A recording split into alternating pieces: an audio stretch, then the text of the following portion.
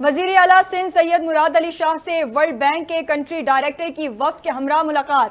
وزیر اعلیٰ سندھ نے کہا ورلڈ بینک کی مدد سے شروع کیے ہوئے منصوبوں میں کام جاری ہے۔ انتخابات کے باعث کچھ منصوبوں پر کام سست روی کا شکار ہوئے جنہیں اب تیز کیا جا رہا ہے۔ سینئر وزیر شرجیل انعام میمن نے کہا یلو لائن BRT کے لیے جامع صادق پل کی تعمیر کا کانٹریکٹ سائن ہو چکا ہے۔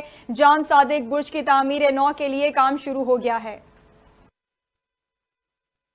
چیف جسٹس قاضی فائز عیسیٰ کو بھی دھمکی آمیز خط موصول۔ جسٹس اطہر من اللہ، جسٹس جمال مندوخیل اور جسٹس امین الدین کو بھی خط موصول ہوئے۔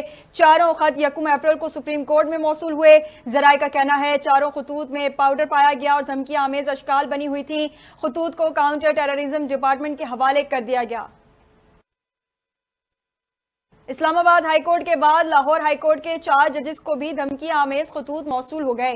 Registrar office Lahore high court کا کہنا ہے خطوط جسٹس شجاعت علی خان، جسٹس عابد عزیز شیخ، جسٹس شاہد بلال حسن اور جسٹس عالیہ نیلم کے نام بھجوائے گئے ہیں۔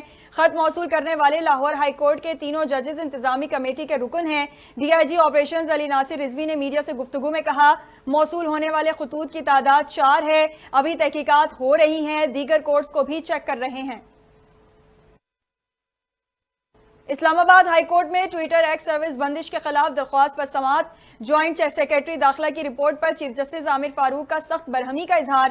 کہا اس رپورٹ سے تو بہتر میرا سیکرٹری بنا دے گا۔ عدالت نے عید کے بعد سیکرٹری داخلہ کو ذاتی حیثیت میں طلب کر لیا۔ سماعت 17 اپریل تک ملتوی۔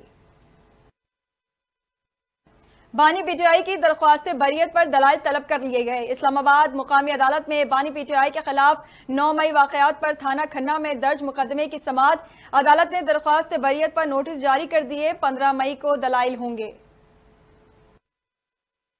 اور گورنر سندھ کامران ٹیسوری کہتے ہیں پرسوں اسٹریٹ کرائم کے خلاف بیان دیا، جواب آیا کہ اپنے کام سے کام رکھیں۔